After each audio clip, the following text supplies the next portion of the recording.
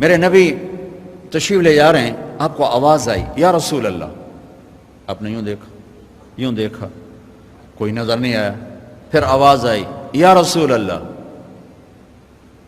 دیکھا تو ایک ہرنی گلے میں رسی چارپائی سے بندھی ہوئی وہ آپ کو پکار رہی تھی. آپ قریب آئے، کیا ہے؟ کہ آپ کا صحابی مجھے پکڑ کے لایا ہے، میں اللہ کی تقدیر پہ راضی ہوں، مطلب ذبح کی جاؤں گی، لیکن میرے چھوٹے چھوٹے بچے ہیں وہ بھوکے ہیں، اگر آپ مجھے چھوڑ دیں میں ان کو دودھ پلا کے واپس آ جاؤں گی.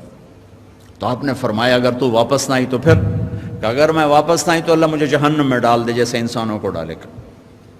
تو آپ نے اس کی رسی کھول دی اور وہیں بیٹھ گیا. اس نے دوڑ لگائی اور پہاڑوں میں غائب ہو گیا. دیر گزر گئی تو آپ نے دیکھا وہ پہاڑ سے اتر رہی تھی اور آ کر کہا یا رسول اللہ میں حاضر ہوں. اللہ اکبر. اسے خبر ہے میں کیوں حاضر ہوں. یہ ہمارے فیصل آباد کا بازار والا 10 روپے کے پیچھے وہ جھوٹ بولتا ہے کہ زمین آسمان کانپ اٹھتے ہیں. آپ نے اس کو رسی سے باندھ دیا اور پھر بیٹھ گئے. دیر گزری وہ صحابی ہے جنہوں نے پکڑا تھا شکار کے لیے، وہ دیکھ کے پریشان ہو گئے یا رسول اللہ آپ کیسے؟ کہا بھائی میرا ایک کام ہے چھوٹا سا. کہا کیا؟ کہ یہ ہرنی میں ہدیہ مانگتا ہوں آپ سے. کہا یا رسول اللہ ہم تو جان قربان کرنے کے پیچھے پھر رہے ہیں، آپ ہرنی کہتے ہیں؟ کہ بس یہ دے دو کلے لو. تو آپ نے اس کی رسی گردن سے نکالی، کہا الحق باہلک، جا اپنے بچوں کے پاس چلی جا، سچ نجات دیتا ہے جھوٹ ہلاک کرتا ہے. میرے بچوں ایک ہرنی جتنی سچائی سیکھ لو، اپنی زندگی سے جھوٹ نکالو اگر اللہ کو پسند آنا چاہتے ہو. نہ تہجد پڑھو، نہ اشراق پڑھو، نہ اوابین پڑھو. فرض نماز کا تو معافی کوئی نہیں، اس کی تو معافی کوئی نہیں، سچ بولو. فرض روزے کی معافی کوئی نہیں، مت رکھو تم نفلی روزے، مت کرو تم نفلی حج. فرض حج ہے کرو، فرض زکوٰۃ ہے ادا کرو، فرض نماز ہے نہیں چھوڑ سکتے.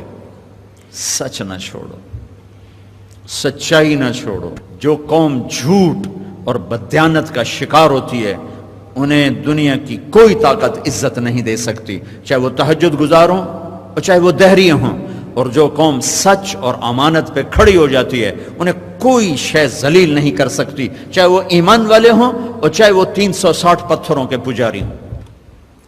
اپنی زندگی سے جھوٹ نکال دو اللہ کے واسطے.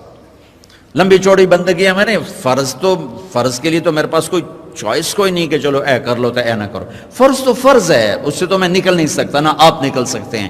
لیکن میرے عزیزو سچے بن جاؤ، سچے بن جاؤ، دیانتدار بن جاؤ، دیانتدار بن جاؤ.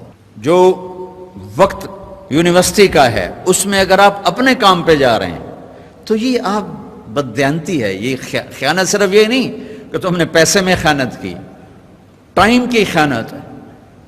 یونیورسٹی کے ٹائم میں پروفیسر صاحب اخبار پڑھ رہا ہے، یہ خیانت ہے اس وقت کے ساتھ جس کی گورنمنٹ اس کو تنخواہ دے رہی.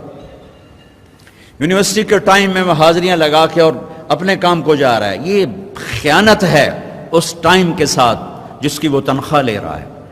اس کو سرکاری گاڑی ملی ہے، اس کے بچوں کو اسکول چھوڑنے جا رہی ہے، یہ خیانت ہے. بددیانتی اللہ کی نظروں سے گراتی ہے جیسے پتھر اوپر سے نیچے آ کر گرتا ہے،